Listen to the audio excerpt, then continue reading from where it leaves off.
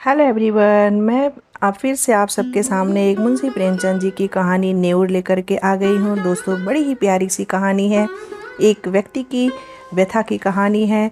तो आप इस कहानी को पूरा ज़रूर सुनिए और अपना फीडबैक कमेंट बॉक्स में लिख करके मुझे दीजिए। और अगर अब तक आपने मेरे इस चैनल को सब्सक्राइब नहीं किया है तो प्लीज़ सब्सक्राइब करके बगल का बेल आइकन ज़रूर दबा दीजिए, जैसे मैं इसी तरह से प्यारी प्यारी कहानियाँ आप तक पहुँचाती रहूँ। तो चलिए हम कहानी शुरू करते हैं। मौसम का मिजाज बदला हुआ था। बरसात के दिन थे। आकाश में बादल इधर उधर भाग रहे थे, आपस में गले मिल रहे थे। कभी छाया तो कभी चमकती धूप हो रही थी। ऐसा लग रहा था मानो सूरज और बादलों में लड़ाई हो रही हो। वहीं गांव के बाहर कई मजदूर एक खेत में मेड़ बांध रहे थे। सभी पसीने में तर फावड़े से मिट्टी खोद कर मेड़ पर रख रहे थे। वहां मौजूद पानी के कारण मिट्टी नरम हो गई थी। तभी गोबर ने अपनी कानी आंख मटका कर कहा, अब तो हाथ नहीं चल रहा है भाई, भोजन कर लें। नेउर ने हंसकर कहा, मैं तुमसे पहले काम पर आया था, पहले यह मेड़ बांध लो फिर भोजन करना। इतने में गोबर ने कहा, नेउर दादा, तुमने अभी अपनी जवानी में जितना भी घी खाया था न, हमें अब उतना पानी भी नहीं मिलता। नेउर छोटे कद का सांवला, गठीला और फुर्तीला आदमी था। उम्र 50 के ऊपर थी, लेकिन नौजवान उसके बराबर मेहनत करने में हार मान जाते थे। अभी 2-3 साल पहले ही उसने कुश्ती लड़ना छोड़ा था। गोबर, तंबाकू पिए बिना तुमसे कैसे रहा जाता है नेउर दादा? हमें तो रोटी मिले न मिले, लेकिन तंबाकू बिना हम नहीं जी सकते। दीना, मेहरिया कुछ नहीं करती है, हम तो ऐसे ही मेहरिया साथ एक दिन न रहें। नेउर, जवानी तो उसके साथ कटी है, अब बुढ़ापे में उससे कोई काम नहीं होता तो भला क्या करें। गोबर, तुमने उसे सिर चढ़ा रखा है, वरना काम क्यों नहीं करेगी? दिन भर मजे से खाट पर बैठी चीलम पीती रहती है और गांव भर से लड़ती रहती है।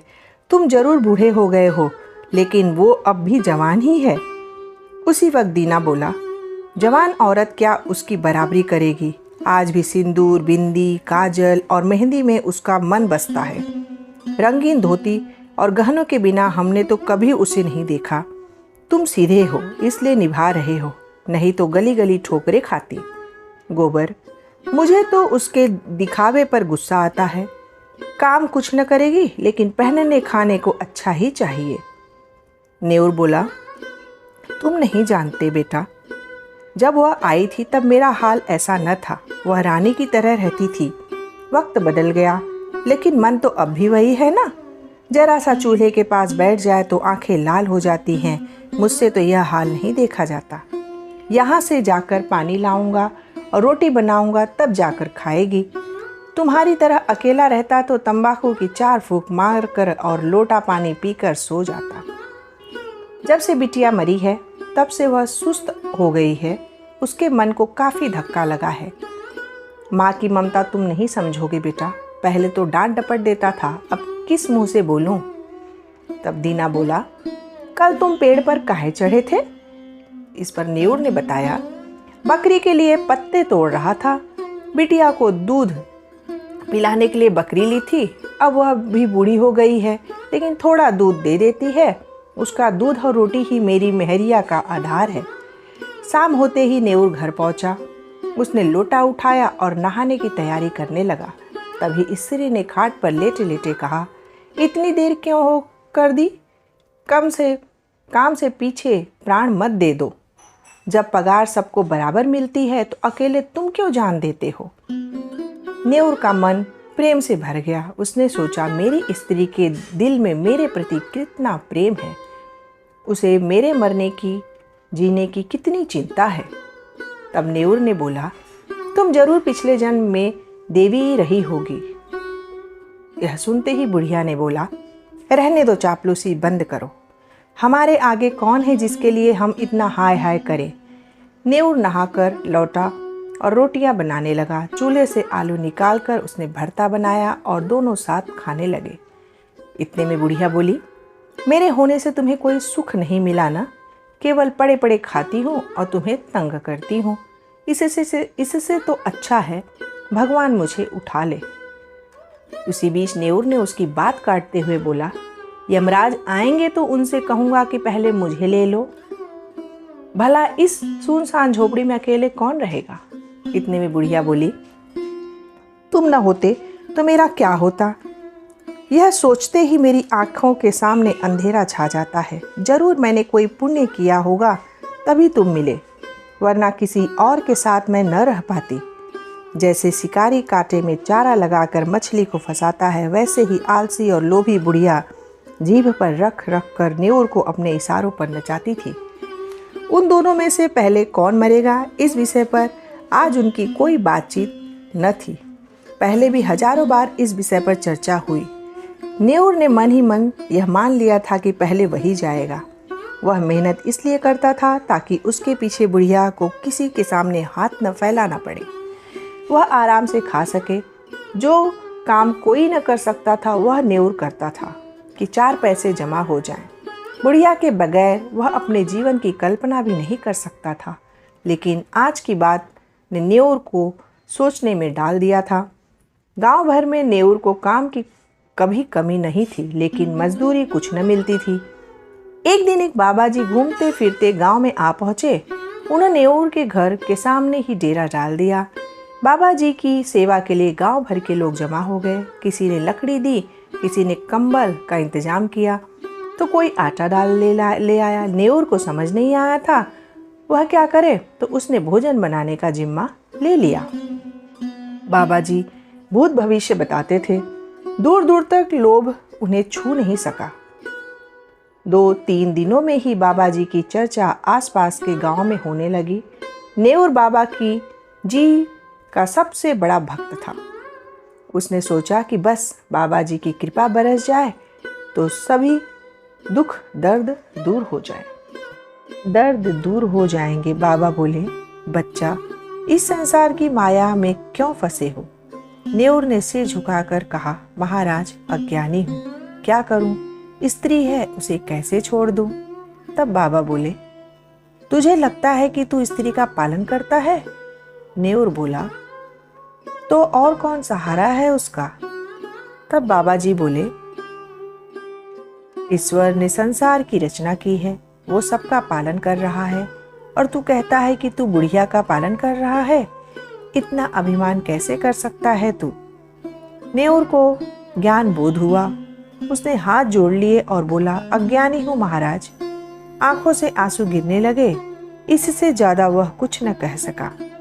तब बाबा बोले, ईश्वर का चमत्कार ऐसा है कि वो चाहे तो तुझे लखपति कर दे और क्षण भर में ही सारी परेशानियां खत्म कर दे। मैं मात्र उसका एक भक्त हूँ। मुझ में इतनी शक्ति नहीं है कि तुझे पारस बना दूं। तू सच्चा, ईमानदार और साफ दिल का इंसान है। मुझे तुझ पर दया आती है। तेरे पास कुछ चांदी हो तो बता, मैं तुझे अमीर बना दूंगा। नेउर का मन खुशी से खिल गया। तब नेउर बोला, मेरे पास चंद पैसे हैं और मेरी घरवाली के पास चांदी के कुछ टूटे फूटे गहने होंगे, मैं ले आऊंगा। बाबा जी बोले, जितनी चांदी मिल सके कल रात तक ले आ। मैं तेरे सामने चांदी को हांडी में रखूंगा। प्रातः काल हांडी आकर निकाल लेना। नेउर के चेहरे पर खुशी दौड़ गई। इतने में बाबा बोले, लेकिन ध्यान रहे, इन असरफियों को जुआ खेलने, शराब पीने या बुरे काम में खर्च मत करना, वरना कोड़ी हो जाएगा। एक और बात, किसी से इस बात की चर्चा भी मत करना। नेउर वहां से चला आया। खुशी के मारे रात भर उसे नींद नहीं आई। सुबह होते ही वह 2-4 आदमियों के पास उधार मांगने पहुंचा। लोग उसका भरोसा करते थे, इसलिए पैसे दे दिए। नेउर ने किसी तरह 50 रुपए जोड़ लिए। 25 रुपए उसके पास पहले से थे, लेकिन असल दिक्कत बुढ़िया के चांदी के गहने निकलवाने की थी। उसे समझ नहीं आ रहा था कि वह क्या बहाना बनाए। नेउर को एक तरकीब सूझी। वह बुढ़िया से बोला, तेरे गहने बहुत मैले हो गए हैं, ला मुझे दे। रात भर में खटाई की हांडी में डालकर इसे साफ कर दूंगा। बुढ़िया ने गहने दे दिए।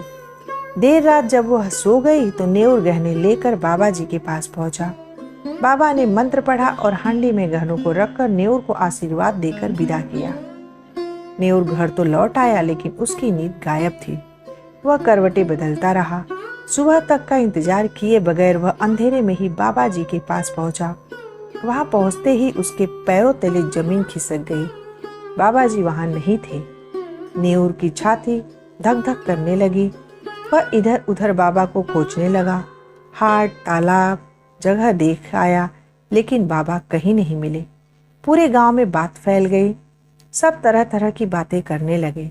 लोगों को लगा कि बाबा जी नेऊर को बड़ा पसंद करते थे, उसे जरूर बताकर गए होंगे। नेऊर की तलाश करते हुए सभी गांव वाले उसकी झोपड़ी के पास पहुंचे। बुढ़िया बाहर आई। तभी एक ने कहा, नेऊर ने मुझसे पैसे उधार लिए थे, कहाँ था, शाम को लौटा दूंगा। बगल में खड़े दूसरे आदमी ने भी यही बात कही। इतने में बुढ़िया रोने लगी और बोली, बीते रोज उसने मेरे सारे गहने मांगे थे, अब पता नहीं कहाँ चला गया है। बुढ़िया नेऊर को गाली देने लगी। अब लोग पूरी कहानी समझ गए। वो जान गए कि बाबा नेऊर को ठग कर फरार हो गया है। बेचारा नेऊर सीधा आदमी बाबा के झांसे में फंस गया। अब लाज के मारे सामने नहीं आ रहा है। किसी तरह 3 महीने बीते। झांसी जिले में धसान नदी के किनारे एक छोटा सा गांव था, काशीपुर। वहां नदी किनारे एक पहाड़ी टीला था। एक साधु कई दिनों से वहां डेरा जमाए बैठा था। नाटा कद, सांवला रंग, गठीले शरीर का आदमी था। यह नेऊर था, जो साधु के वेश में अब दुनिया को धोखा दे रहा था। यह वही नेऊर था जो कभी मेहनती और ईमानदार हुआ करता था। गांव से दूर नई जगह आने के बाद भी उसे अपना घर, गांव, बुढ़िया बहुत याद आती थे। वह हर रोज बस यही सोचता था कि कब वो अपने गांव वापस लौटेगा और खुशी से जीवन बिताएगा। ढोंगी बाबा को याद कर उसका मन दुखी भी होता था। उसका हाल ऐसा था कि अगर अभी वह बाबा को पा जाए तो उसे कच्चा ही खा जाए। खैर, यहाँ बाबा बनकर नेऊर किसी तरह गुजर बसर कर रहा था। उसके भक्तों में एक सुंदर स्त्री शामिल थी, जिसकी शादीशुदा जिंदगी कुछ ठीक नहीं चल रही थी। एक दिन पारिवारिक कलह के बाद वह रूठ कर मायके आ गई। तब से उसका पति उसे लेने नहीं आया था। वह स्त्री किसी तरह अपने पति को वश में करना चाहती थी। एक रोज उसने बाबा जी को अपनी समस्या बताई। नेऊर को जिस शिकार की आस थी वह उसे मिलता दिखाई पड़ रहा था। वह गंभीर आवाज में बोला, बेटी, मैं हूं ना, मुझ पर भरोसा रख। भगवान ने चाहा तो सब अच्छा हो जाएगा। स्त्री बोली, मेरे भगवान तो आप ही हो, आप जो बोलोगे वही करूंगी। नेऊर मन ही मन खुश हो रहा था। नेऊर ने कहा, तेरा काम हो जाएगा, लेकिन इसके लिए तुझे बड़ा अनुष्ठान करना पड़ेगा, जिसमें हजारों का खर्च आएगा। उस पर भी तेरा काम सफल होगा या नहीं यह मैं नहीं बता सकता, क्योंकि सब भगवान के हाथ में है।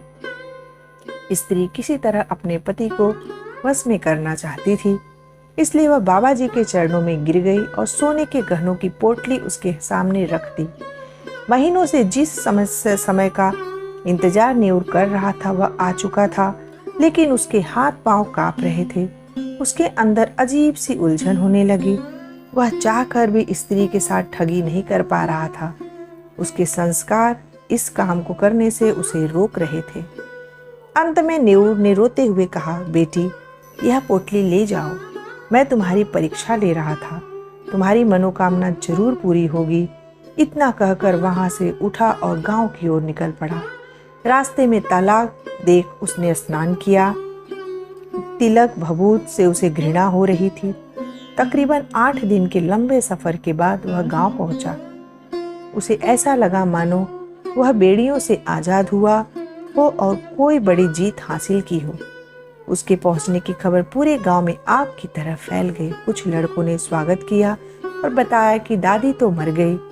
यह सुनते ही नेऊर का सारा संसार उजड़ गया।